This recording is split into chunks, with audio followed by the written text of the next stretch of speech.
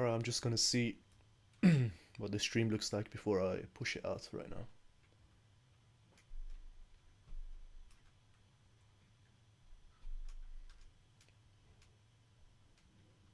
Looks decent. Not bad, not bad, not bad.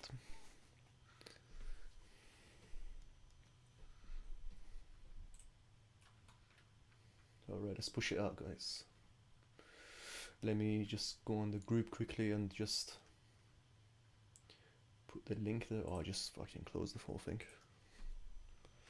I have to do from scratch. Dum dum dum ba da dum dum da dum da dum dum da dum ba bum. Alright. Sorry guys, give me a second. I'm just gonna set up everything. This is my first time going live on YouTube, so there will be some technical issues at first. But once I do it more than once, you know, I'm gonna adapt to this new task. And I'm gonna do it a lot more smooth in the future. Right, let me push this to the group right now. One moment.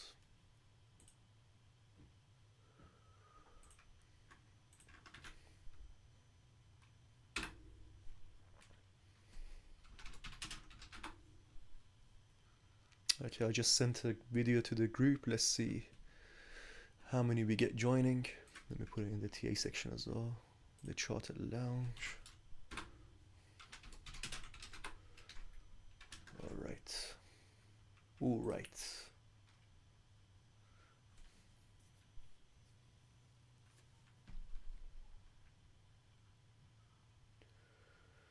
Okay. Should we get started then? Alright.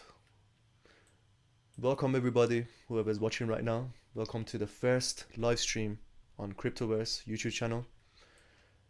In this live stream, I'm gonna be doing technical analysis on the market in general, on the total crypto market cap. And I'm gonna be also looking at some major caps as well, such as Solana, Bitcoin, Ethereum. I'm just gonna keep it very short for the first session and just go through the main points, and just I'm gonna do live technical analysis with you guys to show you what I go through when I look at a chart and the stuff that I see, you know, when a chart is presented to me. Charting is like an art, and everyone sees the charts in a very different light. So everyone has different perception when they look at a chart. So whenever you talk to a person that does technical analysis, you will surely see a lot of differences in the way they analyze the charts. And this is just the way I do it. There is no right or wrong answers, but this is just the way I view the charts, and everyone, as I said, can look at it differently. And it's always good to actually get a collection of people and put their analysis together, and you know, you can maybe get a better analysis, a more clear analysis of the market if you put like more than one analysis together. It will give you a stronger confluence, as they say. Okay, so let's get into it, guys. I'm looking at the, let's go on the monthly time frame on the total crypto market cap first. Okay, it just looks beautiful, doesn't it? It looks like a proper uh, mature looking bull cycle right now. And if you look at the last cycle top, which was around the November time 2021, where the war against Russia and Ukraine broke out, and that became like the main fundamental driver of this dump that occurred after it. Okay, if we highlight this area, and I'm gonna make it yellow so that we can see it properly, and I'm gonna make it a little bit bigger.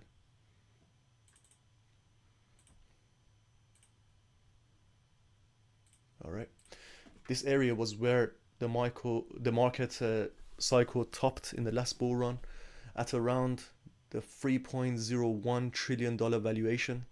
And then what we saw a massive correction to the downside, which retested this zone, okay, at 1.41. We had a slight pullback to the upside, and then another crash back down. It just shows how money can quickly leave the crypto market. The crypto market is so fragile. A little bit of bad news, a little bit of negativity, it just drives the sentiment downwards really, really fast. And like traders, they want to get their money out as quick as possible, and crypto reacts a lot more faster than other markets. And you can see that visually very here. It didn't even give you a chance to at least exit for the second time. You know, it gave you a little pullback and then dumped right into the bottom of the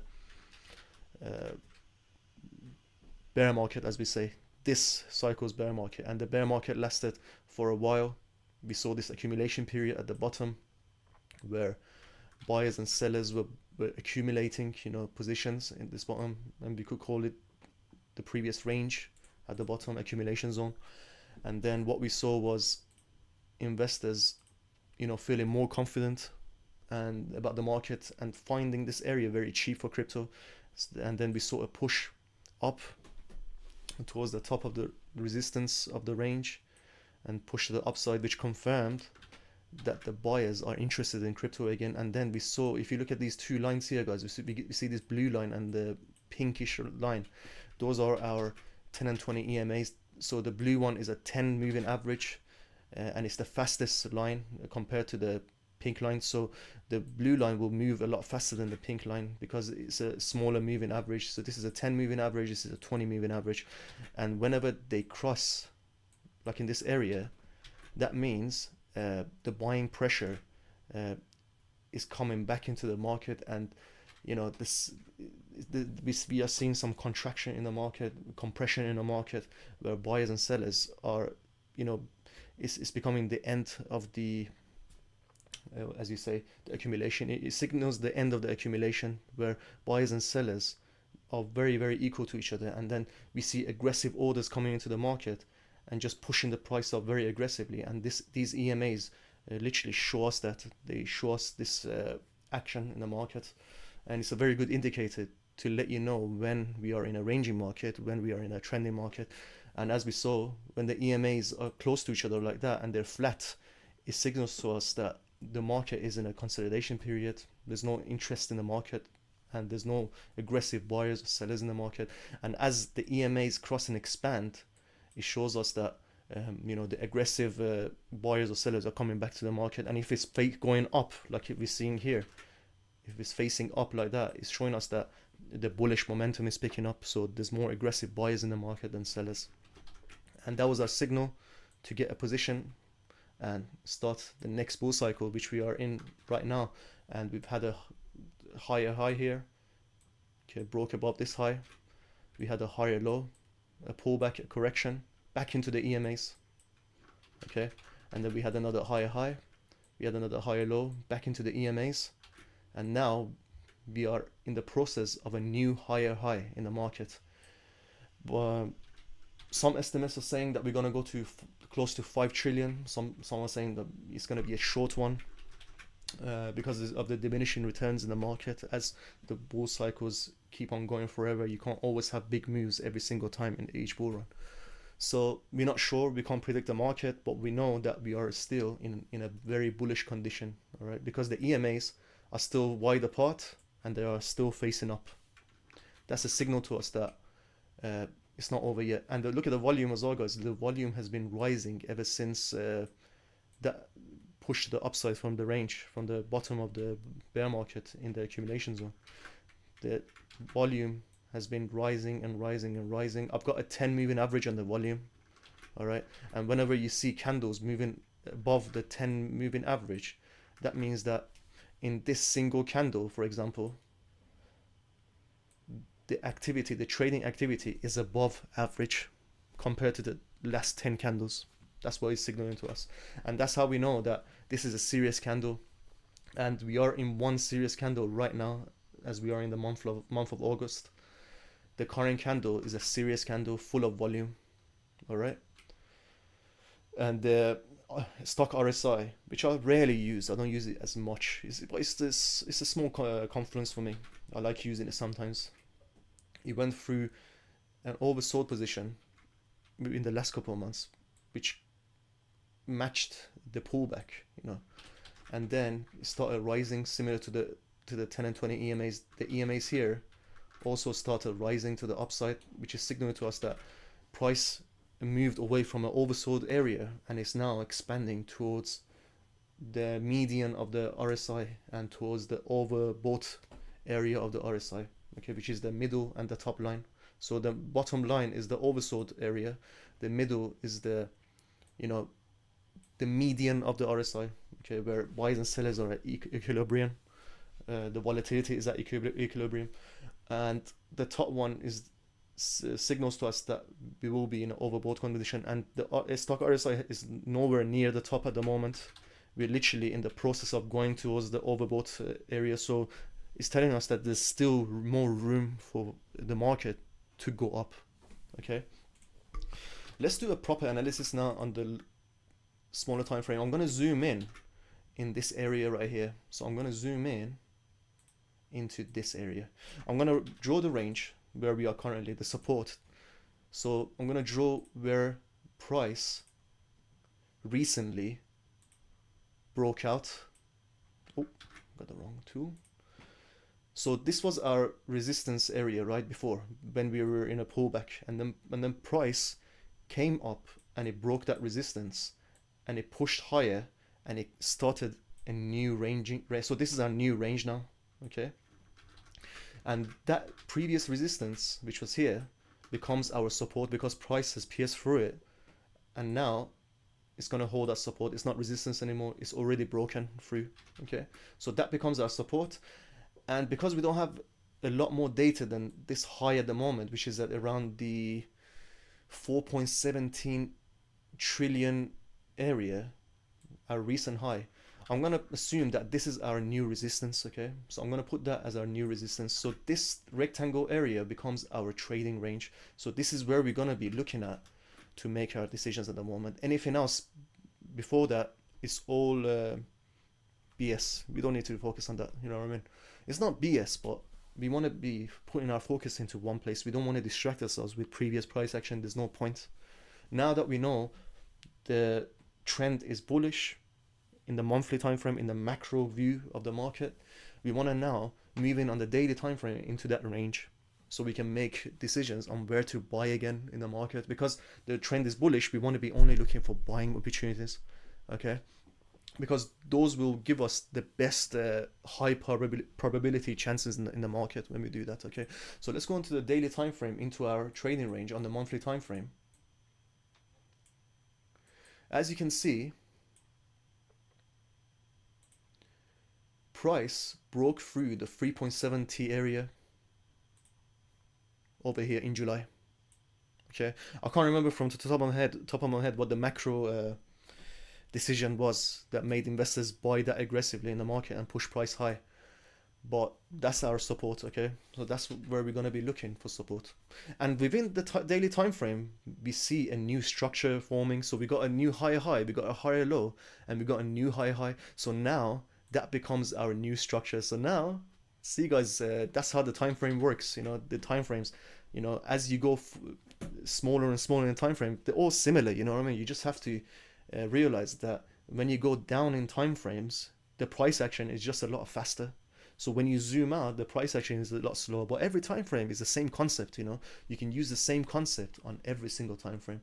So now, on the daily time frame, this becomes our new range right there, okay? Now we can zoom in on the 1 hour time frame. It looks like price is hovering around, so when I go back to the daily,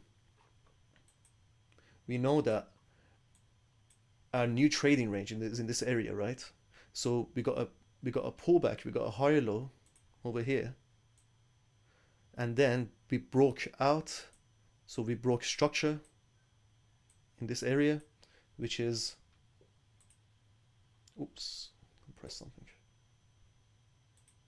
So in the $3.93 trillion area, we broke structure, and that became our support. Okay, let me just delete these. And when we zoom in on the 4 hour time frame, or we can do 1 hour time frame, whichever. On the 4 hour, we can see that the current EMAs have crossed. So they curled, and then they face down, and then they crossed, and then now they're expanding to the downside, which is telling us that the buyers were more dominant in this area, where they pushed the price up to this resistance at 4.13 or 4.17 T area. And then aggressive sellers came into the market, and the volume agreed with that bias, and they pushed price back down into that support again, and that support actually held for a short period of time, which was yesterday, I believe. And then we had another crash back down to the downside, which retested this support area, okay, and now it's reclaiming that 3.94 T area again. But the EMAs are telling us that, you know, the bearish pressure is still in the market, and it's a bit too early for us to be jumping in the market. So let's go on the 1 hour time frame. It looks like we're in some kind of consolidation period around the 3.94 T support. So when we go on the 1 hour time frame, we are indeed in a consolidation area. Okay, let me draw a small box now around this area. Let me push this forward a little bit as well, so you know where we are. Okay, so we are at the support of where price previously broke out of. So there was a lot of demand that pushed price back up and into this trading range, and now we know that we are at the bottom of this current daily trading range, and we are looking at it on the 1 hour time frame. It looks like price is consolidating right now, and I'm going to change this color to blue so we don't get confused with the other colors. This is our 1 hour range right now. So what we need to do here is we need to wait for the EMA. So EMAs have already crossed, they went down, we had a lower high, okay, and we had a lower low here, and now price is just consolidating in this range. Okay, we don't want to be trading inside the range sometimes. Okay, sometimes it's good, but sometimes, but it depends on what direction we're going. Okay, if we are in a bullish uptrend, then when we see trading ranges, we want to buy from the bottom of the range and go to the top and sell, and repeat from the bottom to the top, bottom to the top. But eventually price will liquidate the lows and expand to the upside and create a new trading range, right? So we need to be aware of that process. Okay, what we are seeing right now is the EMAs have flattened right now, and they are getting very close to each other, so they're compressing. So it's telling us that a big move is potentially pending, either to the upside or the downside. We don't know that. Okay, so we want to be, what we want to do is we want to wait either for the price to push higher, wait for a retest of the resistance of the range, and then catch a move to the upside towards the next range, which is going to be around here, maybe around here. Okay, or what I love to see happen, okay, this is how I like to, if this happens for me, it's perfect. Okay, or we can get a push higher, liquidate the highs, go down, just trade a little bit here on the 15-minute time frame, like move sideways, and then take liquidity from the lows here. Okay, and then I want to see a break of structure here and a pullback, and that could be our signal to get in and push to the next. So this will give us the most higher probability trade in the market. So that's what I like to see in the happen, to give me that high probable setup. But if that doesn't happen, you don't always get what you want, guys. So you got to just adapt to the price action that you see. So what I want to see is, I want to either see the price push up, retest, go higher, or sweep the lows, retest the now resistance, which it was support, but it went down. But we don't know if it's going to be support or resistance until it breaks higher. All right, that and then becomes support. And then I want to see a pullback back into that support, and then I want to catch a move to the upside. That will give me the best setup. Right now it's a little bit too early, and it's weekend right now. Weekend volume is rubbish. I don't really like to touch the market during the weekend. You just get a lot of unpredictable price action. Market loves to move with the macro releases. So we had CPI last week, which was very soft. Inflation was soft, and that made the market move really, really aggressive to the upside. And then we had the PPI news, which was a couple of days ago, and that came against the crypto bias. You know, people became negative towards crypto again, and they dumped. It was just pure manipulation in the market last week, and there's a lot of uncertainty right now in the market. We don't know what's going to happen, so it's best to stay patient and wait for clarity. I'm gonna open up Solana as well quickly, just to end the session. I'm gonna keep this session very short. I know it's the weekend and everyone's got things to do, but it's a little bit of practice for me as well because it's my first time doing it. But I'll be doing it a lot more now. So on Solana, we see the same concept. Right now, we are inside an 8-hour range right now that I've marked up already for the group. If you join our Telegram on Cryptoverse, in Cryptoverse Telegram, I'll be updating everyone every single time on what happens in the market and the coins that I'm going to be watching. So right now I'm watching Solana, which looks very, very similar to the total crypto market cap. I like to choose tokens that are similar to the total crypto market cap. So when money moves into the total, that becomes like my compass to move into, then start moving into major caps and analyzing major caps so I can take a trade according to the bias that I have. So on the 8-hour time frame, we are at the support of the 8-hour range on Solana, which is at $186, and I actually gave the heads up in the group that it's going to reach this area. But for me, the price is not mature enough yet for me to take a trade right now. Even though it looks like the EMAs are crossing in the support area, so the EMAs are curling and they're about to cross. So that means a big move is pending. It's either going to be to the upside or it's going to be back into the downside. But I would love to see price come into this zone here, sweep the lows, okay, sweep the lows, and then a push back into the trading range. So I'll be watching this on the 15-minute time frame. I know I'm showing you guys on the 1 hour, but I'll be watching this range right here on the 15-minute time frame. It's either gonna move up towards the 190 area, which is a psychological level where investors are gonna be either taking profits again, or the demand will outweigh the supply and price will just explode past the 190 and then pull back into the support, which is resistance right now, but it will become support. This is the top of the range, and then so a breakout, a retest, and a move up. And while this happens, the EMAs will also cross and expand, which will tell me that it's time to start scalping the market again on the 15-minute time frame. So I'm going to be looking for new ranges. Okay, as it breaks out, I'm going to be looking for new ranges. I'm going to be buying the heck out of these ranges because we're in a bullish uptrend. We only want to be looking for longs. You could short the top of the ranges as well, but it's a little bit more risky, a little bit more complex when you're in a bullish uptrend on the 1 hour. So you gotta the trend is your friend. You gotta move with the trend. All right. Or I want it to hit the sweet spot, sweep this.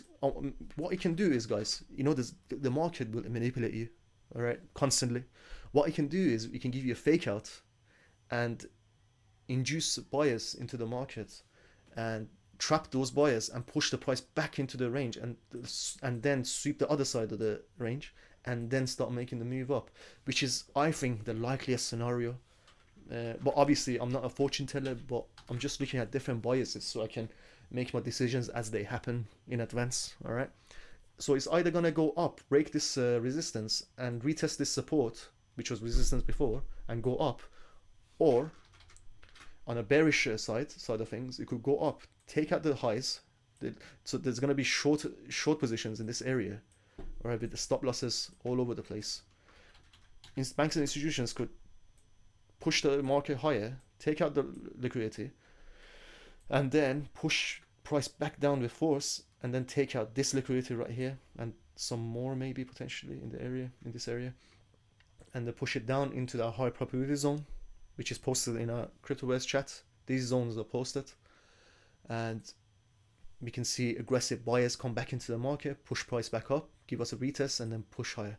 That's a high probability trade that I love to take in the market. All right, so for the first move, I like to be cautious. I won't be buying, I won't FOMO in until we get a retest, and if that retest holds, then I could potentially look for longs to go into the next zone. Okay, and then once we reach the next zone, we go up, we reach the next zone, I'm going to be waiting for bounces. I'm going to be buying at the bottom of the zone, selling at the top of the zone, buying at the zone until price sweeps the low and then pushes back up again, and then I know that price is ready to go into the next zone. All right, which could lead on to the top of our 8-hour resistance. So there's going to be multiple ranges inside our higher time frame range. So our higher time frame range is the 8-hour range currently, right? And within that 8-hour time frame the range, we're gonna have small ranges on the lower time frame. Up, up, pushing up to our resistance. Okay, and in the Cryptoverse group, we take advantage of that. So we got this new chat right now. It's called the Compounder chat, where we're gonna be scalping these moves inside within these massive ranges. Okay, so you can accumulate your money and compound your money and grow your capital fast. Next to the swings, RB's posting swings as well. So a part of your capital could be swinging the market, a part of it could be scalping the market like we do right now. All right. So that's all for today, guys. I think I covered enough for a Saturday, and I hope you guys have a beautiful weekend, man. What time is it right now in the UK? The time in the UK is 4 p.m. right now. So I'm just gonna go eat something, read a book or something. I don't know, man. Just go in the garden, catch some sun. But I don't think there is a sun right now in the UK, typical UK. But yeah, man. Thank you guys for tuning in, and I'll catch you in the group, man. All right, let's go. Have a lovely weekend, guys. How do I even turn this off?